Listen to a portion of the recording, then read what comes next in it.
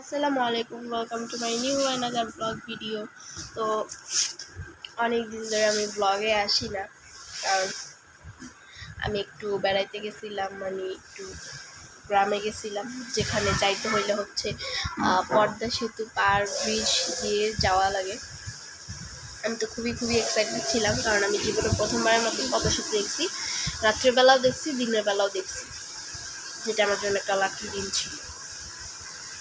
তো এতদিন আমি ব্লগে আসতে পারি না, কারণ আমি ঘুরতে গেছিলাম। মাত্র বাসায় আসছি, আজকে বিকালেও ঘুরতে যাব। মাত্র বাসায় আসি নাই, আসছি আরও 1-2 দিন আগে। বাট আমার চুলগুলো এরকম পাগলের মতো হয়ে আছে, কারণ আমি কিছু বুঝতেছি না। দেশে থেকে আসছি, ঠান্ডা লাগায় আসছি। আর দেখো দেশের গাছের মেহেদি কালার।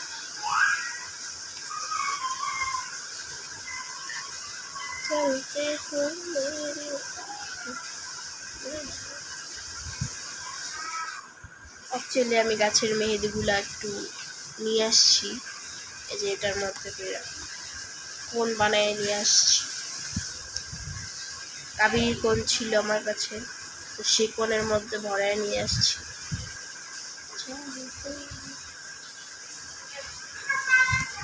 चलते हो मेरे पीछे मैं हूँ तो इसके छुपसे जरी शरारा। আমি এখানে বাংলাটা একটু রেখে নেই। ওকে গাইস,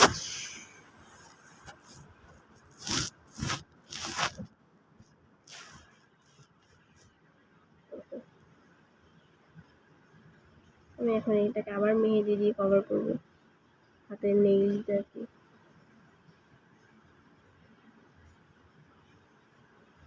অ্যাকচুয়ালি মেহেদিটা ছিল একটু মোটা, এদিক দিয়ে আমি কষ্ট দিয়ে চিকন করে ফেলছি।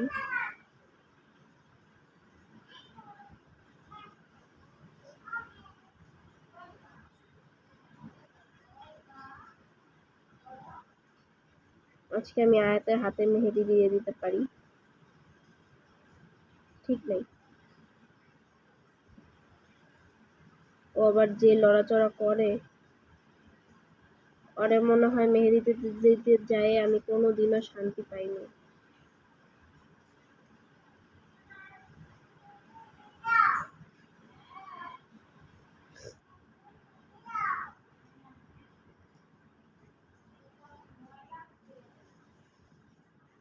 তো আমি এসেই সাথে মাথাটা শ্যাম্পু করে গোসল করছি, কারণ আমি এতদিন যে গাড়িতে ছিলাম, বাসের মধ্যে জার্নি করা সত্ত্বেও কিন্তু আমি শ্যাম্পু করি নাই মাথায়, কারণ গ্রামে শ্যাম্পু ছিল না, সেজন্য আমি শ্যাম্পু করি নাই।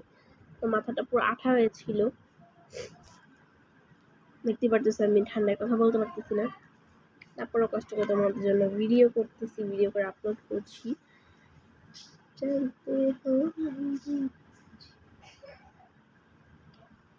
দিলজুড়ি সারারা তোমাকে চাপিয়ে পিচায় তুই পাহাড়ে।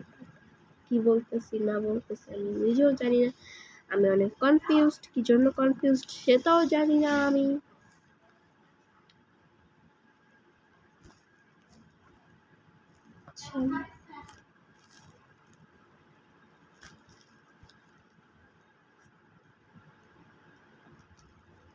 বা আমি কোলবালিশে ভরাই দিলাম, শেষ, মজা শেষ। কে আবার বুঝতে যাবে আলাদা করে? কোলবালিশে ভরাই দিছি, শেষ। Okay guys, bye bye.